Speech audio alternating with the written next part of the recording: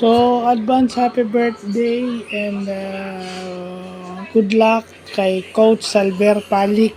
To, alam ko February 16 pa yung birthday mo pero mauna na ako kahit maaga ako bumabati kasi baka makalimutan ko pa yung birthday mo. Wala na nga akong mairegalo hindi ko pa maalala yung birthday mo. So, ingatan mo sana yung sarili mo.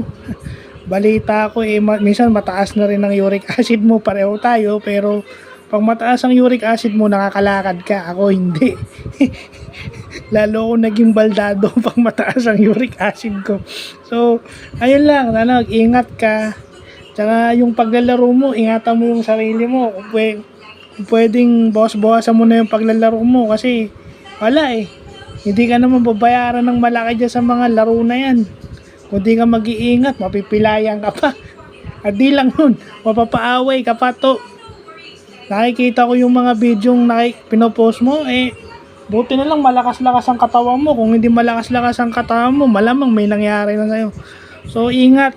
Concern lang ako sa'yo. So, ikaw pa rin ang magdidesisyon dyan. Kung hanggat kaya mo maglaro, laro ka. Pero, sana dagdagan mo yung pag-iingat mo. So, happy birthday in advance and God bless.